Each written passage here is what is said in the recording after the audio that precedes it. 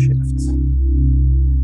In the late 1980s, there was a brilliant Polish filmmaker, film director, by the name of Kieslowski or something like that. Krzysztof Kieslowski or Krzysztof Kieslowski. You know, Polish names are a challenge. Anyway, he was brilliant, and he made a lot of films about psychological problems, deep stuff, mental illusions, and things like that.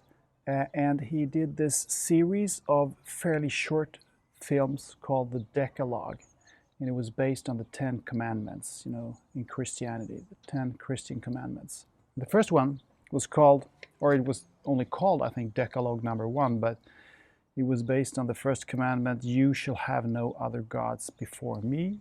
You shall have no other gods before me. And it's basically about a man who lives with his 12-year-old son. The son is super intelligent. This man is also a bright guy. And this father person, he is very much into science, and he is a computer nerd. So he has, I mean, this is already in the late 1980s, but he has several computers in his apartment there. And he teaches his son to see the world in a very scientific way, and very, teaches him how to use computers and how to put in data into the computer programs and make the computers help them in do cool things in the apartment, make the doors open and close automatically and things like that. Okay, so to make a long story short, one cold winter day, there is ice on a lake just outside of the house where they're living. And this 12-year-old son, he tells his father that he wants to go skating, and he wonders, do you think the ice is it strong enough to hold me? Can I go skating, you think? And his father says, okay, just wait a second, I'll check it.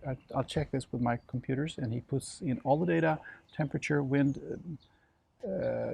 whatever, for how long time it's been freezing temperatures, and puts that all into the computer program and makes the computer calculate whether or not it's going to be, the lake's going to be possible to skate on, whether the ice is strong enough. And result comes out, says yes, should be strong enough, should hold a person 3 times the weight of this 12-year-old son. So the father tells the son, sure, you can go out skating, no problem. I've calculated this. It's not a problem. So he gives a pair of skates to his son and tells him good luck. The son goes skating, and as you might understand, what happens is the ice breaks and the son, 12-year-old son, drowns. So there's of course an important lesson here in this story. When a person gets stuck in what we often call the monkey mind, overthinks, builds up scenarios out of something that this person is dwelling on, is worried about. If he or she has good friends, they will tell this person to stop doing that, stop overthinking, stop sitting in your monkey mind, because that's just scenarios. It's not real. It hasn't happened. It might not, probably won't happen.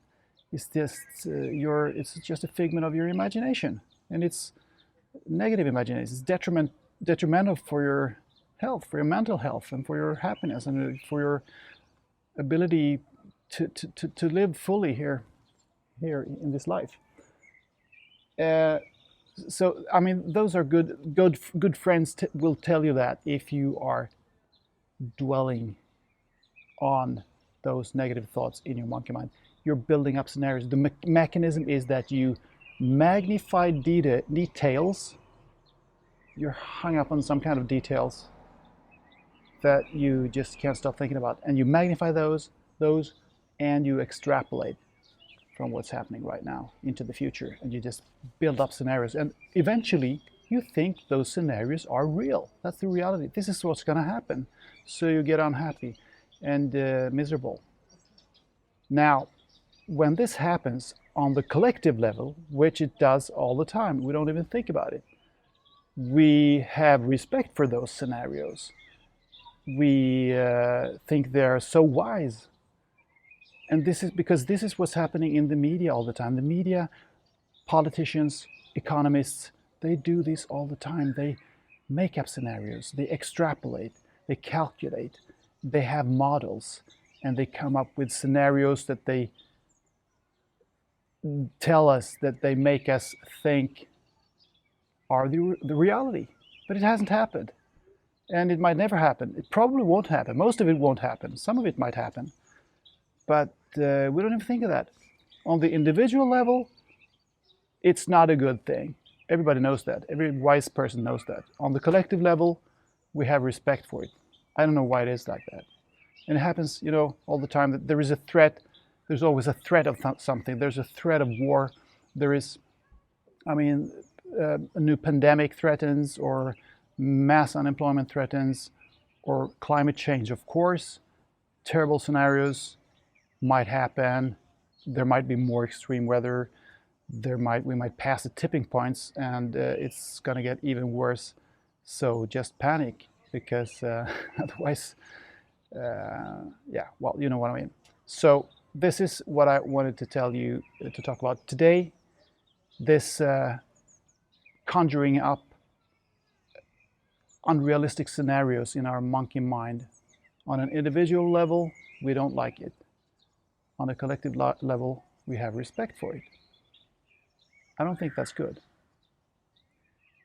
Okay, I love you. Have a nice week now. Bye for now.